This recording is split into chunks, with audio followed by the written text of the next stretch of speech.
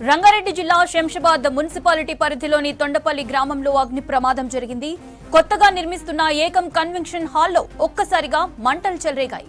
దట్టమైన పొగ కమ్ముకోవడంతో స్థానికులు భయాందోళనకు గురయ్యారు. ఘటనా స్థలానికి చేరుకున్న ఫైర్ సిబ్బంది మంటలను ఆర్పివేశారు. మరో 15 రోజుల్లో కన్వెన్షన్ హాల్ ప్రారంభోత్సవం కానుంది. అంతలోనే ఫైర్ యాక్సిడెంట్ జరగడంతో ఆందోళన వ్యక్తం చేశారు కన్వెన్షన్ యాజమాన్యం. 7 కోట్ల వరకు ఆస్తి నష్టం జరిగిందని ఆవేదన వ్యక్తం చేశారు.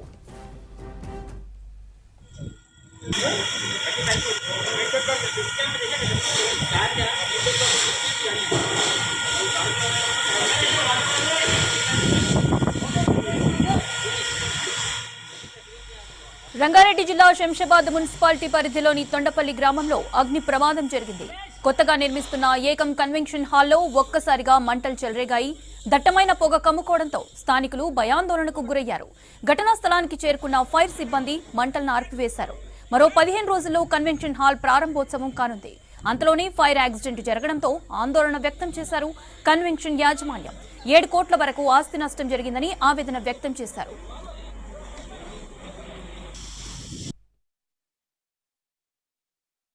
అది 20కి ఈకేఎం కన్వెన్షన్లో ఫైర్ అవుతుందని ఇన్ఫర్మేషన్ వచ్చింది.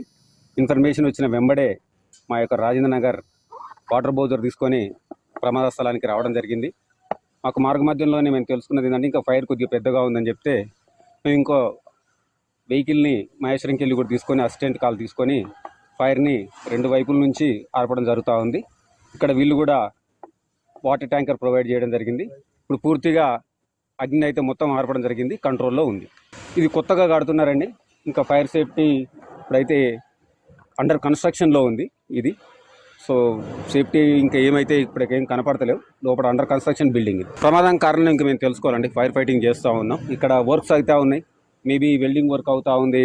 ఇక్కడ అంతా స్టోర్ చేసే ఉన్నారు, అంత construction material. Maybe that cause కావచ్చు. మేము చూస్తున్నాం, ఇంకా ఇన్వెస్టిగేషన్ చేయాలి.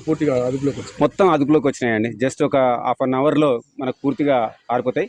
మొత్తం ఆరిపినాం, అక్కడక్కడ చిన్నగా ఉన్నాయి, అవి ఆరిపేస్తే అయిపోతుంది.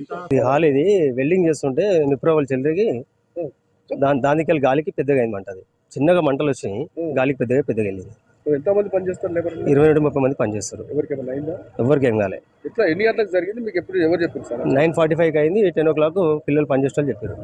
ఇంచుమించు 6 నుండి 7 కోట్లు అయింది. ఏసీలు మొత్తం పోయినాయి. అంత ఫర్నిచర్ గిట్ట ఉండే ఫర్నిచరు, కుర్చీలు అన్నీ పోయినాయి.